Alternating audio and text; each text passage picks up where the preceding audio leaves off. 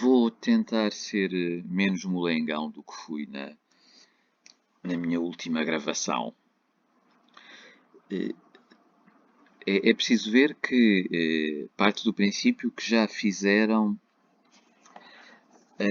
já preencheram aquela folha que é a primeira da aula, que se inicia com segue-se um resumo do terceiro capítulo do Sermão de Santo António aos Peixes, que tinha um resumo do capítulo terceiro do sermão,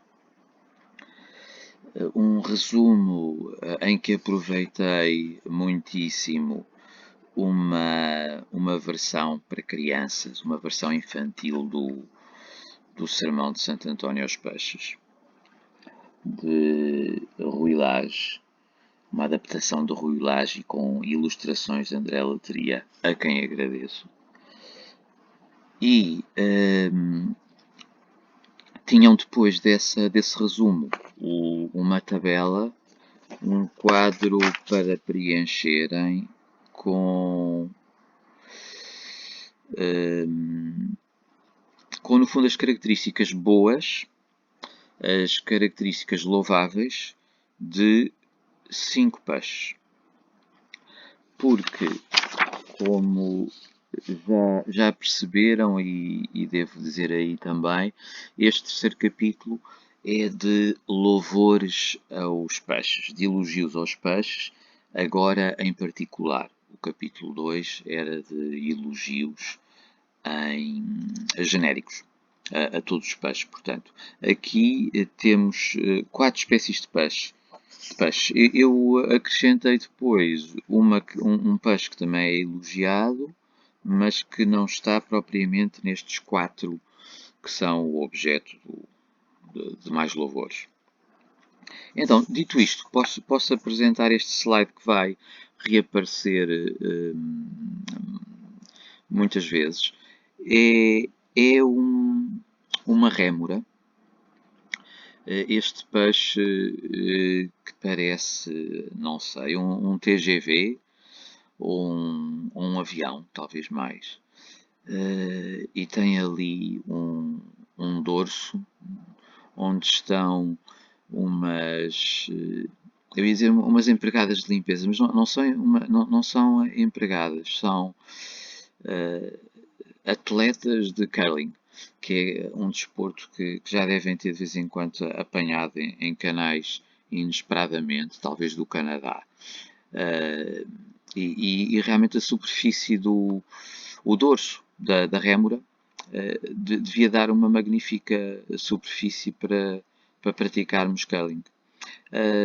Bem, mas isto não vem muito a propósito. Passemos ao próximo slide, que nos apresenta mais uma rémora. E agora ainda outra. Quer dizer, agora duas rémoras e um tubarão, não é?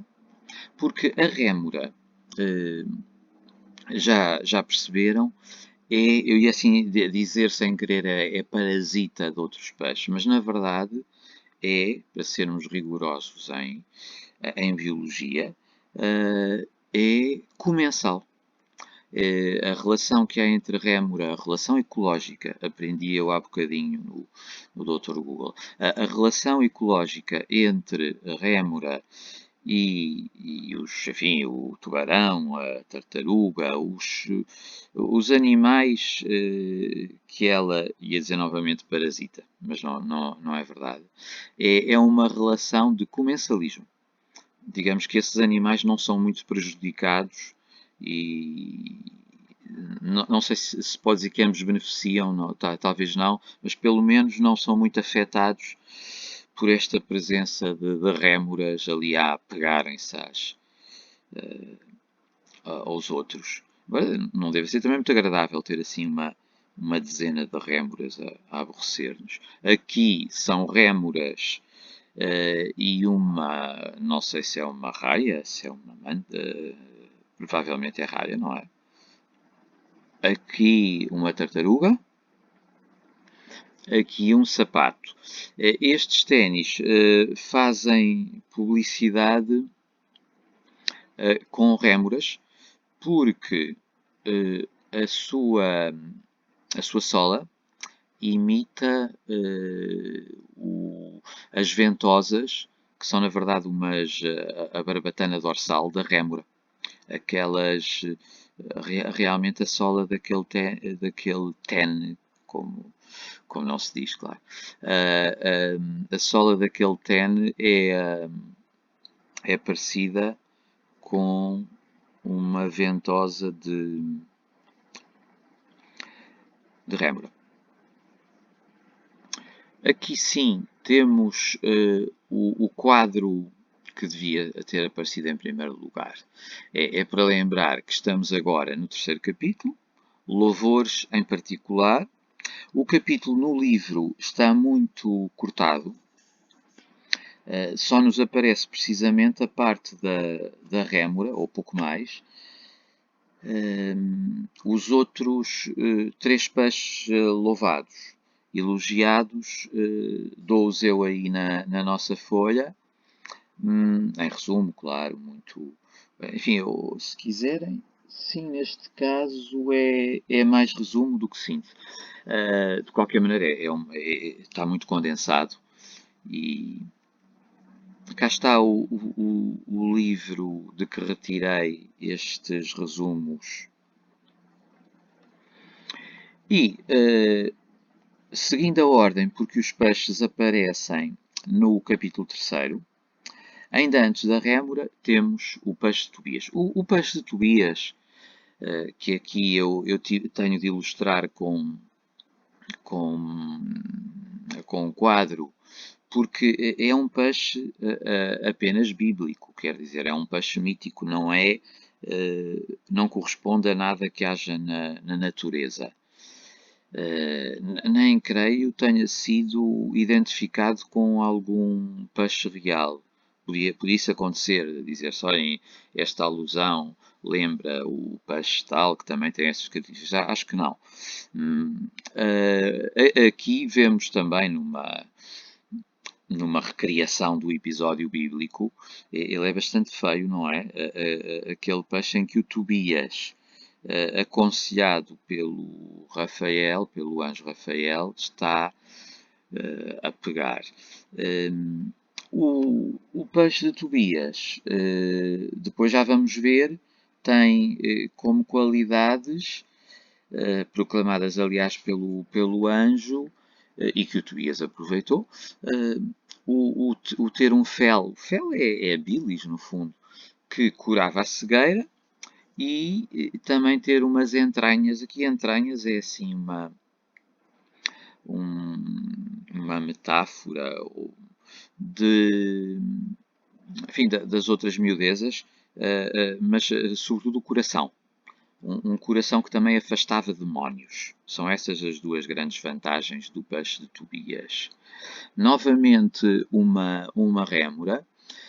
Lembro-vos que a seguir estará um clipe com uma rémora e o primeiro minuto e meio desse clipe, desse vídeo, devem vê-lo, porque merece muito a pena. Vemos rémoras a colarem-se, já não sei a que peixes, mas também é uma botija de um nadador.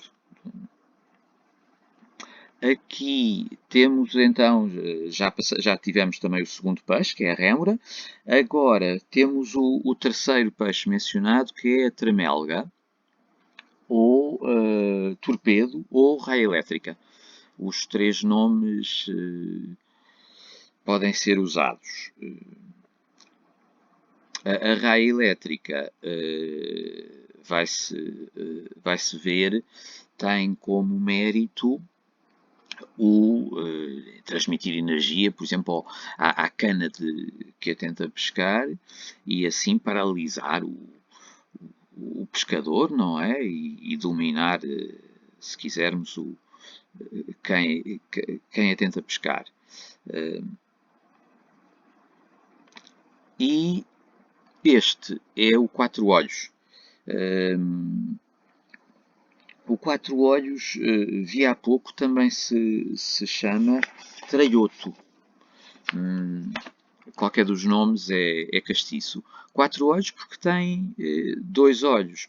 Enfim, isto biologicamente isto não é muito correto, mas podemos imaginar que tem quatro olhos, dois para cima e olham o céu, portanto, e dois para baixo, podem vigiar o que está sob o quatro olhos, sob o traioto. Portanto, vê sob e vê sobre, se quiserem. Agora, vamos corrigir o exercício. O peixe de Tobias, as suas entranhas deitavam fel que curava a cegueira. Eu pus depois a azul, mas isso não era para responderem, mas dá-me agora jeito de lembrar que o segundo mérito, a segunda vantagem do peixe de Tobias é o seu coração afastar os demónios. A rémora, apesar de peixe pequeno, fixando-se ao leme de um barco, consegue prendê-lo. Isto, nós percebemos imediatamente qual é a mensagem que se pretende ilustrar com cada um destes méritos que estão a ser elogiados. Mas vai aparecer depois um quadro a resumir isto. O torpedo ou raio elétrico ou tramelga, quando toca no isco, faz tremer o braço do pescador. Aqui a raia, se estiverem a ver isto cerca do meio-dia, quase como deve ser no caso pelo menos do 11º quinta, isto far-lhes a larica. Tem bom aspecto. O quatro olhos, ou traioto, os seus quatro olhos permitem que esteja sempre vigilante. E depois o tal quinto peixe, que não está, digamos, dentro dos quatro que são o escopo realmente do terceiro capítulo, mas é também abordado já no final. A sardinha serve de sustento dos pobres. Isto permite-me uma reflexão que, entretanto, nestes séculos que passaram desde o século XVII, até se pode dizer que as coisas se alteraram quanto a sustento dos pobres, sardinhas e salmões, porque o salmão aparece também mencionado pelo Padre Vieira como peixe que, ao contrário, seria típico dos ricos. De certa maneira, hoje, o peixe, o salmão, tornou-se mais acessível, não é? E se calhar até é mais peixe de pobres, e a sardinha, em certas épocas pelo menos, tornou-se nada barato, não é? E portanto, peixe dos ricos e já não dos pobres. Bem, aquele homem ali a correr a meio do salmão está muito despropositado. Não sei. E isto é o tal quadro que eu roubei a um livro de análise do Sermão de Santo António aos Peixes, do Padre António Vieira, da colega Fernanda Carrilho. Enfim, acho que não é necessário vocês terem estas sebentas, estes quadros que organizam o conhecimento, mas de certa maneira diz-nos porque é que, com que é que podemos comparar e o que é que cada um destes peixes, no fundo, está a ilustrar, depois de reconhecermos os seus méritos. Por comparação com Santo António,